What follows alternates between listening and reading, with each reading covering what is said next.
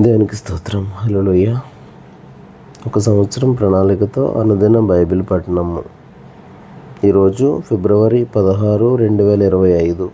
ఈరోజు కొరకు ఏర్పాటు చేయబడిన బైబిల్ వాక్య భాగాలు పాత నిబంధనలో లేవీకాండము 22, 23 అధ్యాయాలు మరియు కొత్త నిబంధనలో మార్కు సువార్త 1 అధ్యాయము 1 నుండి 22 వచనాలు. మొదటిగా లేవీకాండము 22వ అధ్యాయము. మరియు యెహోవా మోషేకి ఇలాగ సెలవిచ్చెను, ఇశ్రాయేలీయులు నాకు ప్రతిష్ఠించు వాటి వలన అహరోనును అతని కుమారులను నా పరిశుద్ధ నామమును అపవిత్రపరచుకుండునట్లు వారు ఆ పరిశుద్ధమైన వాటిని ప్రతిష్ఠితములుగా ఎంచవలెనని వారితో చెప్పుము. నేను యెహోవాను. నీవు వారితో ఇట్లనుము, మీ తరతరములకు మీ సమస్త సంతానములలో ఒకడు అపవిత్రత గలవాడై ఇశ్రాయేలీయులు యెహోవాకు ప్రతిష్ఠించు వాటిని సమీపించిన ఎడల అట్టివాడు నా సన్నిధిని ఉండకుండా కొట్టివేయబడును. నేను యెహోవాను. అహరోను సంతానములో ఒకనికి కుష్ఠైనను స్రావమైనను కలిగిన ఎడల అట్టివాడు పవిత్రత పొందు వరకు ప్రతిష్ఠితమైన వాటిలో దేనిని తినకూడదు. శవము వలని అపవిత్రత గల దేనినైనను ముట్టువాడును, స్ఖలిత వీర్యుడును, అపవిత్రమైన పురుగునేమి, ఏదో ఒక అపవిత్రత వలన అపవిత్రుడైన మనుష్యున్నేమి ముట్టువాడును, అట్టి అపవిత్రత తగిలిన వాడును సాయంకాలం వరకు అపవిత్రుడగును. అతడు నీళ్లతో తన దేహమును కడుగుకొని వరకు ప్రతిష్ఠితమైన వాటిని తినకూడదు. సూర్యుడు అస్తమించినప్పుడు అతడు పవిత్రుడగును. తరువాత అతడు ప్రతిష్ఠితమైన వాటిని తినవచ్చును. అవి వానికి ఆహారమే గదా. అతడు కళేబరమునైనను చేల్చబడిన దాన్నైనను తిని దాని వలన అపవిత్రపరచుకొనకూడదు. నేను యెహోవాను. కాబట్టి నేను విధించిన విధిని అపవిత్రపరిచి దాని పాప భారమును మోసుకుని దాని వలన చావకుండునట్లు ఈ విధిని ఆచరించవలెను. నేను వారిని పరిశుద్ధపరిచి యెహోవాను. అన్యుడు ప్రతిష్ఠితమైన దాన్ని తినకూడదు. యాజకుని ఇంట నివసించే అన్యుడే గాని జీతగాడే గాని ప్రతిష్ఠితమైన దాన్ని తినకూడదు. అయితే యాజకుడు క్రయదానం ఇచ్చి కొనినవాడును అతని ఇంట పుట్టినవాడును అతడు తిను ఆహారమును తినవచ్చును. యాజకుని కుమార్తె అన్యునికి ఇయ్యబడిన ఎడల ఆమె ప్రతిష్ఠితమైన వాటిలో ప్రతిష్ఠార్పణమును తినకూడదు. యాజకుని కుమార్తెలలో విధవరాలే గాని విడనాడబడినదే గాని సంతానం లేని ఎడల ఆమె తన బాల్యమందు వలె తన తండ్రి ఇంటికి తిరిగి చేరి తన తండ్రి ఆహారమును తినవచ్చును గాని అన్యుడెవడను దాన్ని తినకూడదు. ఒకడు పొరపాటున ప్రతిష్ఠితమైన దాన్ని తినే ఎడల వాడు ఆ ప్రతిష్ఠితమైన దానిలో 5వ వంతు కలిపి దానితో యాజకునికి ఇయ్యవలెను. ఇశ్రాయేలీయులు ప్రతిష్ఠితమైన వాటిని తినుట వలన అపరాధమును భరింపకుండునట్లు తాము యెహోవాకు ప్రతిష్ఠించు పరిశుద్ధ ద్రవ్యములను అపవిత్రపరచకూడదు. నేను వాటిని పరిశుద్ధపరచు యెహోవానని చెప్పుము. మరియు యెహోవా మోషేకి ఇలాగ సెలవిచ్చెను, నీవు అహరోనుతోనూ అతని కుమారులతోనూ ఇశ్రాయేలీయులందరితోనూ ఇట్లు చెప్పుము. ఇశ్రాయేలీయుల ఇంటి వారిలోనే గాని ఇశ్రాయేలీయులలో నివసించు పరదేశంలోనే గాని ఎవడు యెహోవాకు దహన బలిగా స్వేచ్ఛార్పణములనైనను మొక్కుబళ్ళనైనను అర్పించునో వాడు అంగీకరింపబడినట్లు గోవుల్లో నుండి అయినను గొర్రె మేకల్లో నుండి అయినను దోషం లేని మగదానిని అర్పింపవలెను. దేనికి కళంకముండునో దానిని అర్పింపకూడదు. అది మీ పక్షంగా అంగీకరింపబడదు. ఒకడు మొక్కుబడిని చెల్లించుటకే గాని స్వేచ్ఛార్పణం అర్పించుటకే గాని సమాధాన బలి రూపముగా గోవునైనను గొర్రెనైనను మేకనైనను యెహోవాకు తెచ్చినప్పుడు అది అంగీకరింపబడినట్లు దోషం లేనిదై ఉండవలెను. దానిలో కళంకమేదియూ నుండకూడదు. గ్రుడ్డిదేమి, కుంటిదేమి, కొరత గలదేమి, గడ్డగలదేమి, వెజ్జిరోగం గలదేమి, చిరుగుడు గలదేమి అట్టి వాటిని యెహోవాకు అర్పింపకూడదు. వాటిలో దేనిని బలిపీఠం మీద యెహోవాకు హోమం చేయకూడదు. కురూపి అయిన కోడెనను గొర్రె మేకల మందలోని దాన్నైనను స్వేచ్ఛార్పణముగా అర్పింపవచ్చును గాని అది మొక్కుబడిగా అంగీకరింపబడదు. విత్తులు నులిపిన దానినే గాని విరిగిన దాన్నే గాని చితికిన దానినే గాని కోయబడిన దాన్నే గాని యెహోవాకు అర్పింపకూడదు. మీ దేశంలో అట్టి కార్యం చేయకూడదు. పరదేశి చేతి నుండి అట్టి వాటిలో దేనిని తీసుకుని మీ దేవునికి ఆహారంగా అర్పింపకూడదు. అవి లోపము గలవి, వాటికి కళంకములుండును. అవి మీ పక్షంగా అంగీకరింపబడవని చెప్పము.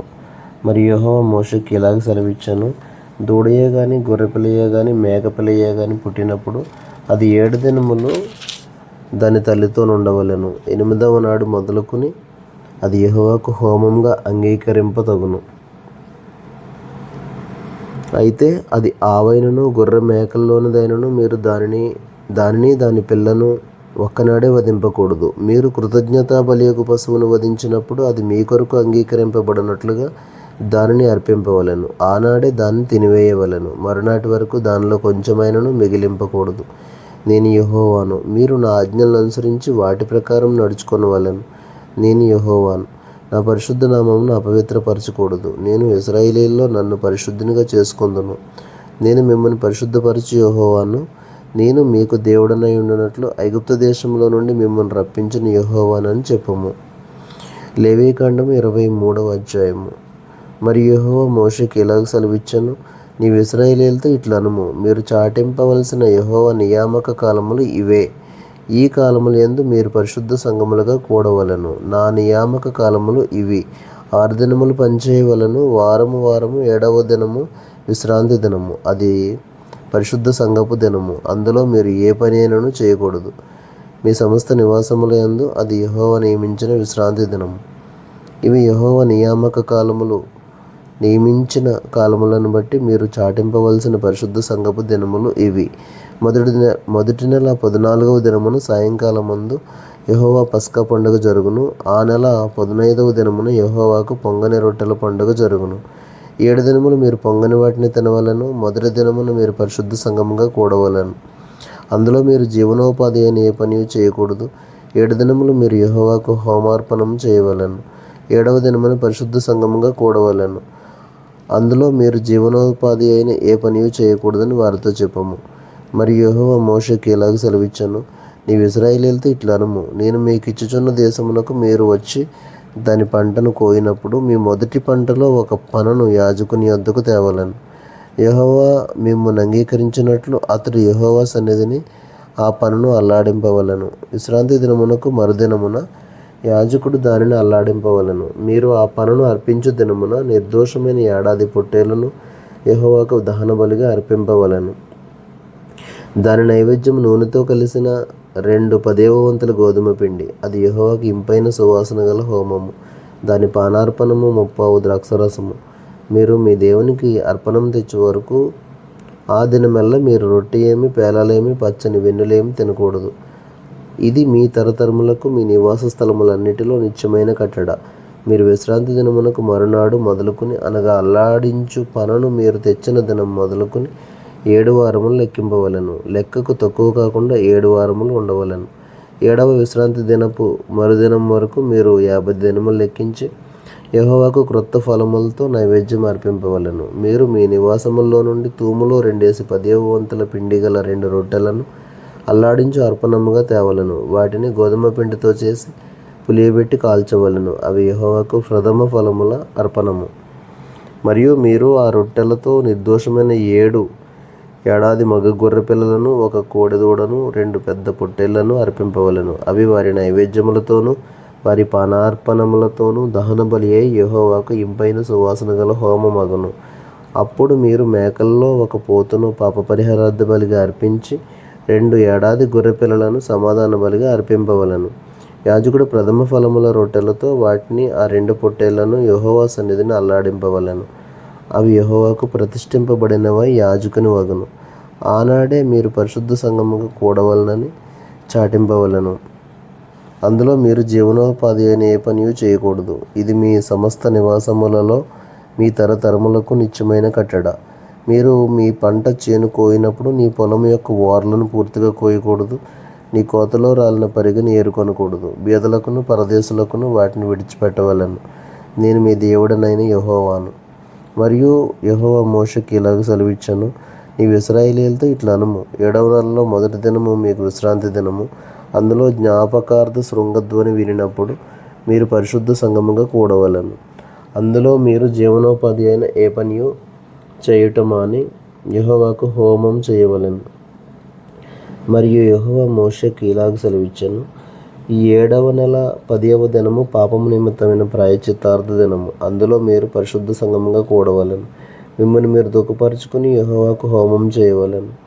ఆ దినమున మీరు ఏ పని చేయకూడదు. మీ దేవుడైన యెహోవా సన్నిధిని మీరు మీ నిమిత్తం ప్రాయశ్చిత్తం చేసుకొనుటకై అది ప్రాయశ్చిత్తార్థ దినము. ఆ దినమున తను తాను దుఃఖపరచుకోనని ప్రతివాడు తన ప్రజల్లో నుండి కొట్టివేయబడును. ఆ దినమున ఏ పనినైనా చేయు ప్రతివానిని వాని ప్రజల్లో నుండకుండా నాశనం చేసేదను. అందులో మీరు ఏ పని చేయకూడదు. అది మీ సమస్త నివాసములలో మీ తరతరములకు నిత్యమైన కట్టడ. అది మీకు మహావిశ్రాంతి దినము. మిమ్మును మీరు దుఃఖపరచుకొనవలెను. ఆ నెల 9వ నాటి సాయంకాలం మొదలుకొని మరుసటి సాయంకాలం వరకు మీరు విశ్రాంతి దినముగా ఆచరింపవలెను.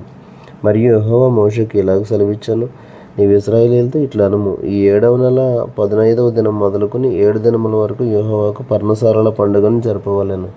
వాటిలో మొదటి దినమున మీరు పరిశుద్ధ సంఘముగా కూడవలెను. అందులో మీరు జీవనోపాధి అయిన ఏ పని చేయకూడదు. 7 దినములు మీరు యెహోవాకు హోమం చేయవలెను. 8వ దినమున మీరు పరిశుద్ధ సంఘముగా కూడి యెహోవాకు హోమార్పణం చేయవలెను.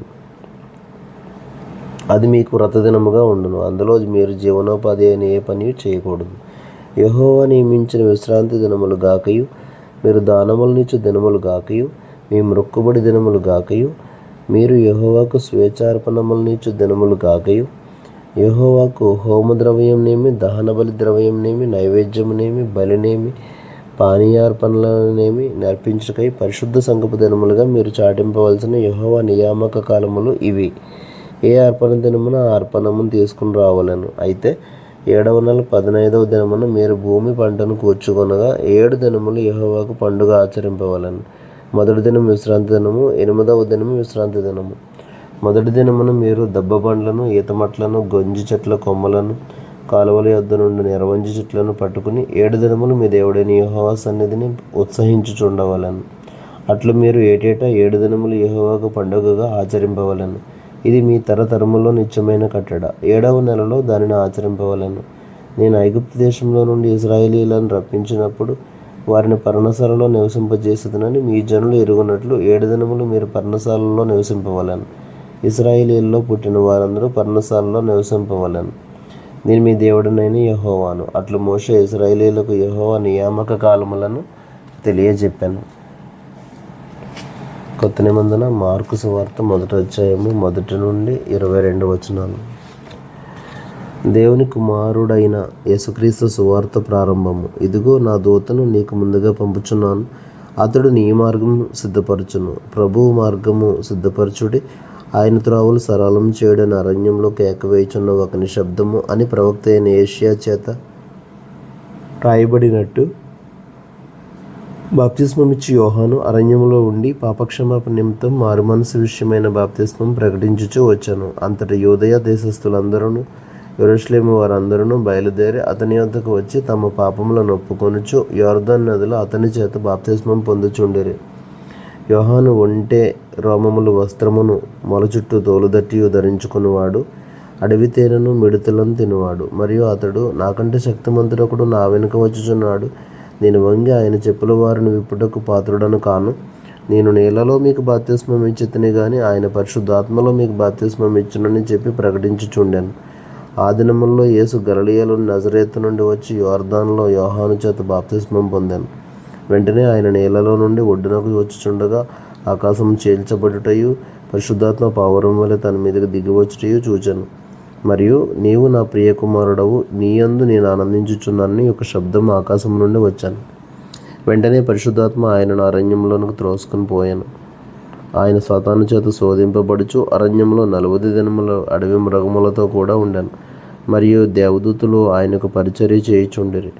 యోహాను చెరపట్టబడిన తర్వాత యేసు, కాలం సంపూర్ణమై ఉన్నది, దేవుని రాజ్యం సమీపించి ఉన్నది, మారుమనసు పొంది సువార్త నమ్ముడని చెప్పుచు దేవుని సువార్త ప్రకటించుచు గలిలయకు వచ్చాను. ఆయన గలిలయ సముద్ర తీరమున వెళ్ళుచుండగా సీమోనును సీమోను సహోదరుడు అంద్రెయ్యయు సముద్రంలో వలవేటి చూచెను. వారు జాలరులు. యేసు, నా వెంబడి రండి, నేను మిమ్మల్ని మనుషులను పట్టు జాలరులనుగా చేసేదనని వారితో చెప్పాను. వెంటనే వారు తమ వలలు విడిచి ఆయనను వెంబడించారు.